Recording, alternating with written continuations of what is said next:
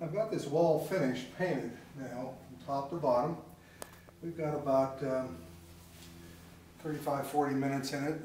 This room, you're looking at 2-3 hours to paint, including the closet in there and even with the high ceilings.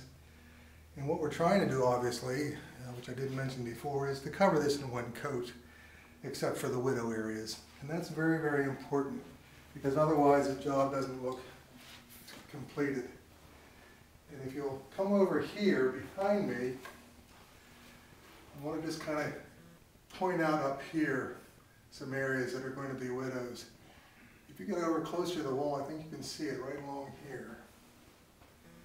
Can you see that area right here? I'm going to run my roller right across here, because that was one of our overlap areas. We just want to kind of make sure that blends with what we did here in the middle. All right.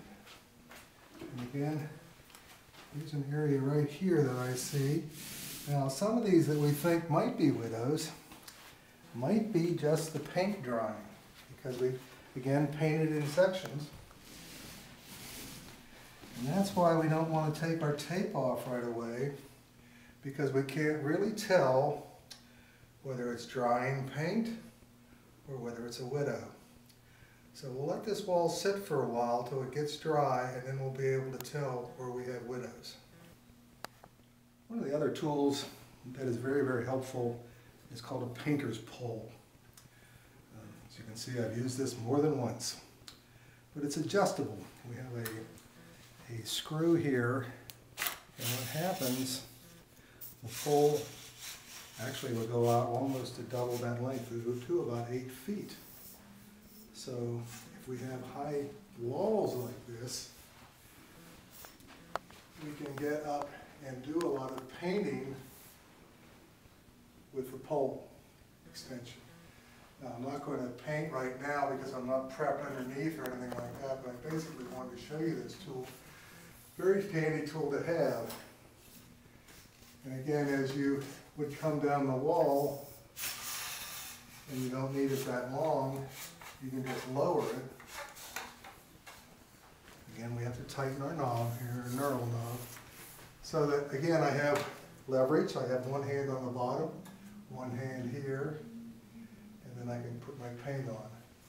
And here I can even kind of monitor how close I am to the ceiling. You see that? Again, have to be very, very careful that you don't touch off that ceiling and get wall paint on the ceiling. But again, we can get it close enough, then we can go back in and edge off our ladder as we did on the other side. So if you've got high walls like this back wall here particularly, I'll probably use this painter's pole. And what we'll do first is move the drop cloth over.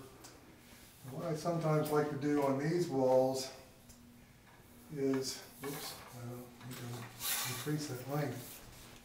What I would need, since I have the backlight behind me, is that I would work the top area across, and then I would have to go get my taller ladder and do the edging. But that way I'm down here and I'm looking up, so it's a little more evident about the windows.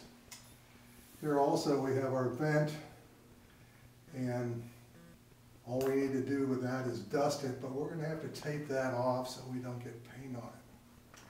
But there's just a couple other tips. And again, we have a doorway. Tape off the doorway. And over here, because the doorway doesn't fit perfectly, we'll just run a piece of tape down the front of it. And we'll try with our brush to work the paint back there so there isn't a gap. But here there's just no way to be able to paint in there unless we tape along the face there.